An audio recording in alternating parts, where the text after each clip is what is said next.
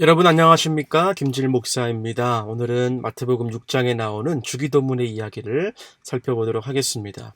한 아이가 밤에 기도를 하고 있었어요. 기도하는 내용을 자세히 들어보니까 이렇게 기도하는 겁니다. 하나님 제게 스마트폰 하나 주세요. 큰 소리로 기도하는데 그 아이의 기도를 듣고 지나가다가 엄마가 묻습니다. 기도하는구나. 그런데 꼭 큰 소리로 기도를 할 필요는 없단다. 하나님은 우리가 속삭이면서 기도해도 다 들으시기 때문에 그렇게 크게 기도하지 않아도 돼. 그때 이 아이가 대답하기를 이렇게 대답합니다. 엄마, 알고 있어요. 하나님은 잘 들으시겠지만 엄마가 잘 못 들을까봐 엄마 들으라고 크게 기도한 겁니다. 라고 말했다고 합니다.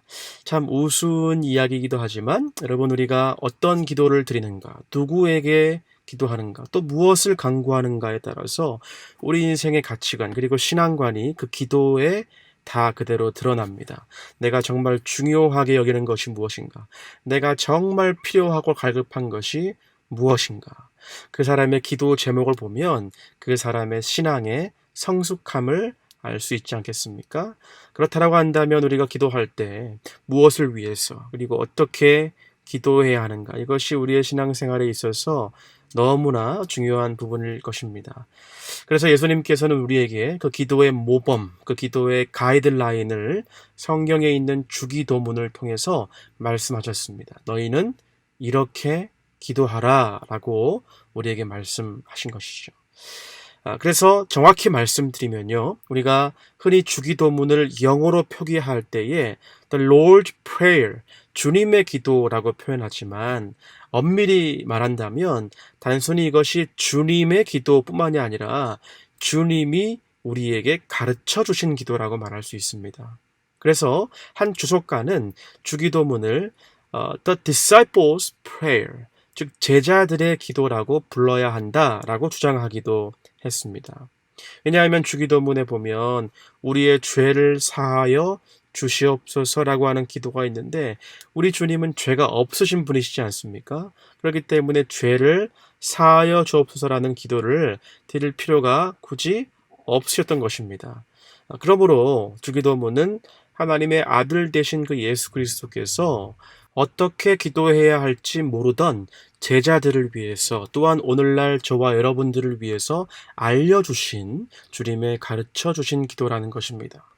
성경에 주기도문이 두 군데에서 기록되죠. 오늘 보면 마태복음 6장과 그리고 누가복음 11장에서 등장하는데, 누가복음 11장이 조금 더 그 전후 상황에 대해서, 그 배경에 대해서 좀 더 자세하게 기록이 되어 있습니다. 마태복음 6장은 그냥 너희가 이렇게 기도하라라는 예수님의 말씀만 기록되어 있는데요.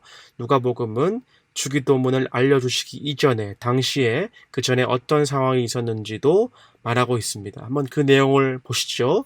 누가복음 11장 1절의 말씀입니다. 11장 1절 말씀 보시면 이렇게 기록됩니다. 예수께서 한 곳에서 기도하시고 마치심에 제자 중 하나가 여짜오되 주여, 요한이 자기 제자들에게 기도를 가르치신 것과 같이 우리에게도 가르쳐 주옵소서. 이 말씀을 보니까 우리 주님께서 어느 한 곳에서 기도하고 계신 모습을 볼 수 있죠. 그리고 주변의 등장인물들을 보면 제자들도 옆에 있습니다. 그러나 예수님께서 기도하시는 장면 가운데 제자들도 함께 기도하고 있었다라고 하는 말은 찾을 수 없습니다. 그러나 그들이 그 근처에서 있었던 것은 분명합니다. 아마도 제자들은 기도하는 예수님을 물끄러미 쳐다보고 있었는지 모르겠어요. 그리고 그 다음 장면은 우리 주님께서 기도를 다 마치시고 나니까 제자 가운데 한 사람이 달려와서 이야기하길, 주님, 우리에게도 기도를 가르쳐 주시옵소서라고 하는 것입니다. 자, 이것은 무엇을 말하는가? 첫 번째로 우리가 기도를 배워야 한다는 사실입니다. 주님, 우리에게도 기도를 가르쳐 주시옵소서. 사랑하는 여러분, 오늘 이 시간도 우리가 주님 앞에 나아가서 그렇게 간구하시는 저와 여러분 되시길 바랍니다. 주님, 우리의 연약한 기도에 무릎을 강건하게 하시고 우리의 기도를 성숙하게 하시고 우리에게 기도를 가르쳐 주옵소서. 왜 우리가 예수님께 기도를 가르쳐 달라고 해야 됩니까? 그것은 바로 우리 예수님이 기도의 사람이었기 때문이죠. 그분은 한적한 곳에서 기도하셨고요. 새벽 미명에 기도하셨습니다. 그리고 때로는 산에 올라가셔서 기도하셨고 혼자 그리고 자주 따로 여러 곳에서 기도하셨던 기도의 사람이 바로 예수님이었다는 사실을 우리가 알 수 있습니다. 중요한 일이 있을 때마다, 시간이 될 때마다, 틈이 날 때마다 예수님은 그렇게 기도하셨던 기도의 사람이었던 것을 우리가 보게 됩니다. 혹시 우리 가운데 이렇게 이해하시는 분들이 있을지 모르겠습니다. 아, 그거야. 당연히 예수님이기 때문에 할 수 있는 것 아닙니까? 예수님이니까 그렇게 기도할 수 있죠. 그러나 사랑하는 여러분, 우리가 가만히 생각해 보면 이 세상에서 기도가 필요 없는 사람이 있다면 바로 우리 예수님이 아니셨을까요? 왜냐하면 그분은 하나님과 동등되신 그분이셨습니다. 하나님의 아들이셨고 아버지와 나는 하나라고 말씀하신 하나님, 바로 그 하나님 자체가 예수님 아니겠습니까? 기도가 필요 없는 분이 있다면 아마도 그분이 예수님이실 텐데, 그런데 그 주님께서 이렇게 자주 계속 틈틈이 기도하셨다라고 한다면 정말 한 줌의 흙이 될 수밖에 없는 저 여러분은 우리를 창조하신 하나님 앞에서 얼마나 깊이, 얼마나 자주 우리의 마음의 무릎을 꿇어야 할까요? 예수님께서는 기도할 필요가 없으신 분이셨지만 누구보다도 하나님과의 대화 가운데 먼저 나아가셨어요. 그리고 누구보다도 많은 시간을 주님과 가졌던 분이었습니다. 그래서 우리는 기도를 그분께 배워야 합니다. 우리 주님께 다가가서 주님 내게 기도를 가르쳐 주시옵소서라고 고백해야 합니다. 여러분, 이 모습을 우리가 한번 상상해 볼 때에 우리 주님께서 과연 어떻게 기도하셨길래 제자들이 예수님의 기도가 마치자마자 달려가서 주님 어떻게 그렇게 기도할 수 있었습니까? 우리에게도 그렇게 기도할 수 있게 가르쳐 주세요라고 물어볼 수 있었을까요? 아마도 우리 주님께서 기도하시는 그 모습이 너무나 아름다우셔서 그 기도를 목격한 제자들의 마음이 아마도 뜨거워졌을 것이라고 생각합니다. 만약 우리 주님께서 당시 기도하실 때에 제자들이 쳐다보고 있는데 얼굴을 찡그리고 있고 온갖 괴로운 표정과 마지못해 억지로 기도하고 있는 모습으로 기도하셨다라고 한다면 그 어떤 사람도 예수님께 와서 그 기도를 가르쳐 달라고 하지 않았을 것입니다. 그러나 오늘 이 본문의 장면은 아마도 예수님의 기도하는 모습을 보고 제자들이 수군거리면서 와, 우리 예수님 봐봐. 어떻게 저렇게 기도하시는데 저렇게 인조해 하시면서 얼굴에서 빛이 나면서 하나님과 교제하는 모습, 저 아름다운 모습, 저 놀라운 모습, 나도 저렇게 기도하고 싶다. 라고 생각했지 않았겠습니까? 찬송가에 이런 가사가 있죠. 내 기도하는 그 시간, 그때가 가장 즐겁다.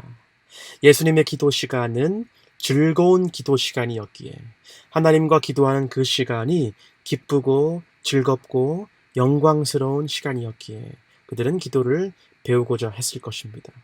내 기도하는 그 시간, 그때가 가장 괴롭다라고 했으면 누가 주님께 기도를 가르쳐 달라고 했겠습니까? 사랑하는 여러분, 우리의 기도하는 시간 어떻습니까? 내 기도하는 시간, 그 시간이 즐거운 시간이십니까? 아니면 조금 귀찮고 괴로운 시간이십니까? 오늘 아침에 커피 하시면서 말씀 보고 기도하실 때 어떠셨나요? 너무 행복하지 않습니까? 여러분, 그렇게 행복한 기도의 생활 날마다 누리며 나아갔으면 좋겠습니다. 두 번째로 우리가 기도를 배워야 한다면 두 번째로 우리는 기도해야 합니다. 기도를 가르쳐 달라는 제자들에게 주님은 어떻게 말씀하셨을까요? 오늘 본문 9절입니다. 그러므로 너희는 이렇게 기도하라. 제자들이 달려와서 기도를 가르쳐 주십시오라고 했을 때에 예수님께서 제자들을 다 모으시고 자, 앉아보거라 칠판에 쓰시면서 기도의 정의, 이 기도의 목적, 기도의 방법 강의하지 않으셨어요. 대신 너희가 기도를 배우기를 원하느냐? 그렇다면 먼저 너희는 기도하라. 기도할 때에 배울 수 있다는 사실입니다. 여러분, 물론 정말 주옥 같은 주기도문 강해 많이 들어보셨을 것이라 생각합니다. 정말 우리가 평생 기억해야 할 귀한 내용들이죠. 지난 우리 중보기도 세미나에 참석하신 분들도 아시겠지만 정말 그 내용이 얼마나 귀합니까? 우리가 아는 만큼 기도할 수 있는 것이죠. 하나님 나라 중심의 기도. 정말 나의 만족을 위해서 기도하는 것이 아니라 하나님의 그 뜻이, 하나님의 나라가 이 땅에 임하게 해달라는 그 기도를 우리가 너무나 잘 배웠습니다. 아마 이 내용들이 몇 주간 한 절 한 절 내용을 다뤄도 모자랄 만큼 주기도문이 아주 깊이가 있는데요. 그런데 오늘 저는 이 짧은 시간 20분 내에 이 내용을 다뤄야 하기 때문에 오히려 오늘 여러분께 강조해드리고 싶은 내용은요. 여러분, 기도를 아는 것 너무나 중요합니다. 어쩌면 그것이 첫 번째일 거예요. 그러나 무엇보다 기도는 하는 것이라는 사실입니다. 기도는 다 아는데 어떻게 기도해야 하는 그 내용은 다 배웠는데, 그런데 중요한 것은 만약 그 기도를 시작하지 않으신다면 그것이 더 큰 문제이겠죠. 사랑하는 여러분, 한 가지 흥미로운 사실은요, 우리는 기도 없이도 많은 것들을 할 수 있습니다.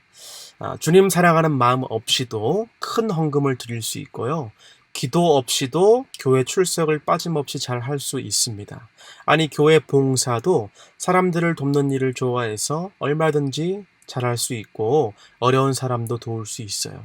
아름다운 멜로디의 찬양도 기쁘게 부를 수 있고 아름다운 말로 기도 또한 할 수 있을지 모르지만, 그러나 한 가지 숨길 수 없고 바뀔 수 없고 있는 그대로 나타날 수밖에 없는 것이 있다면 그것은 하나님과 나와의 1대1로서의 관계 가운데 아무도 모르는 하나님과 나와의 그 관계, 바로 내 기도의 골방에서 전능하신 하나님 앞에 나의 무릎을 꿇고 하나님의 이름을 부르며 기도하는 그 순간에 나의 영적인 그 상태가 바로 진정한 나의 있는 그대로의 모습이라는 것이죠. 이 사실을 기억한다면 오늘 이 아침에 스스로에게 한번 질문해 보길 원합니다. 나의 골방은 어디인가? 내가 하나님과 1대1로서 만나는 그 장면, 그 공간의 모습은 어떠한가? 성경은 우리에게 말씀합니다. 기도를 배우시기 원하십니까? 그렇다면 기도를 알 뿐만이 아니라 기도를 할 때 기도를 배울 수 있습니다. 라고 말씀하고 있습니다. 자, 마지막으로 강조하고 싶은 세 번째는요. 그렇다면 우리도 기도를 가르칠 수 있다는 사실입니다. 우리 다시 누가복음 11장 1절 한번 보시죠. 제자 중 하나가 여짜오되 주여, 요한이 자기 제자들에게 기도를 가르친 것과 같이 우리에게도 가르쳐 주옵소서. 뭐라고 합니까? 요한이 기도를 가르친 것처럼 세례 요한도 기도를 가르쳐 주었다라고 하는 사실이죠. 여러분, 우리의 중요한 책임이 있다면 기도를 가르치는 것입니다.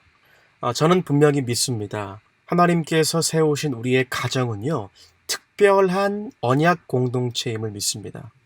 왜냐하면 역사적으로 우리의 개혁교회는 공예배에서 드려지는 예배뿐만 아니라 가정에서 드려지는 가정예배를 통해서 은혜를 받고 그 은혜를 가정에서부터 먼저 실천하고 그 말씀을 따라 이제 사회를 변화시키고 개혁하려고 하는 가장 확고한 신앙체계였음을 알 수 있습니다. 여러분, 이미 우리 세교회에서 너무나 아름답게 예배하시는 가정들이 참 많은데요. 만약 여러분의 자녀들이 아빠 엄마가 정말 간절하게 즐겁게 기뻐하며 기도하고 있는 모습을 날마다 볼 수 있다면요, 그것은 우리 아이들에게 엄청난 축복일 것입니다. 나의 부모님이 날마다 하나님 앞에 무릎 꿇고 있고 하나님께 기도하면서 하나님과 대화하며 소통하고 울고 웃고 기뻐하고 때로는 간구하고, 그리고 주기도문 강의에서 배우신, 세미나에서 배우신 그 기도, 하나님 나라 중심의 기도를 드리시는 여러분의 그 기도를 가정 예배에서 자녀들이 듣는다면 그것이 가장 자연스럽고 그리고 가장 효과적인 기도의 배움인 것이죠. 사랑하는 여러분, 예수님처럼 기도하는 모습을 보이시고 가르치시기를 바랍니다. 우리 아이들이 아무것도 안 보고 있는 것 같아도 다 보고 있는 것 아시죠? 지금은 물론 쭈뼛쭈뼛 예배드리자고 하면 귀찮아하고 수줍어하고 있지만 아이들이 분명히 커서 이렇게 얘기할 겁니다. 그래, 맞아. 우리 엄마 아빠가 힘들고 어려울 때에, 그때 우리 가정을 위해서, 그리고 무엇보다 그러한 상황 가운데에서도 하나님 나라를 위해서 그때 그렇게 기도했었지. 예수님은 제자들 가운데 계셨습니다. 그리고 그 한가운데에서 당신은 항상 주님과 친밀하게 기도하셨습니다. 그것이 어쩌면 예수님의 의도가 아닐까요? 마가복음 14장 32절을 보십시오. 그들이 겟세마네라 하는 곳에 이름에 예수께서 제자들에게 이르시되 내가 기도할 동안에 너희는 여기 앉아 있으라 하시고, 누가복음 9장 18절 예수께서 따로 기도하실 때에 제자들이 주와 함께 있더니. 여러분, 주님이 기도하실 때에 예수님은 항상 제자들을 곁에 두셨고 그들은 주님의 모습을 보면서 기도를 배우고 있었습니다. 사랑하는 여러분, 우리는 기도 배워야 합니다. 그리고 배울 뿐만 아니라 기도해야 합니다. 그리고 기도 가르쳐야 할 것입니다. 기도의 깊이와 넓이와 높이까지 우리의 무릎을 강하게 하시는 주님과 날마다 그 은혜의 현장에 거하시는 하나님의 놀라운 축복, 날마다 여러분의 특별히 가정 가운데 경험하는 여러분과 제가 되시기를 주님의 이름으로 간절히 축원합니다. 제가 기도하겠습니다. 아버지 하나님, 참으로 감사를 드립니다. 오늘 말씀을 통하여서 기도의 본을 보이신 예수님, 주님, 그 기도를 저희도 오늘 배우고 싶습니다. 아는 것뿐만이 아니라 할 수 있도록 나에게 의지를 주시옵소서. 주님 앞에 나가고 싶습니다. 주님과 사귐 있는 삶을 살기를 원합니다. 주님, 나의 메마른 마음을 만져주시고 나의 곧은 목을 연하게 하시며 나의 눈이 하나님의 얼굴을 바라보게 하여 주시옵소서. 그렇게 주님으로부터 기도를 배우게 하시고 기도하게 하시고 이제는 그렇게 함을 통해 우리 주변에 있는 영혼들과 자녀들을 향해 기도를 가르칠 수 있는 우리가 될 수 있도록 주님 기도의 본을 세우게 하여 주시옵소서. 감사드리며 우리의 능력 되시는 전능하신 예수 그리스도 이름으로 기도드리옵나이다. 아멘.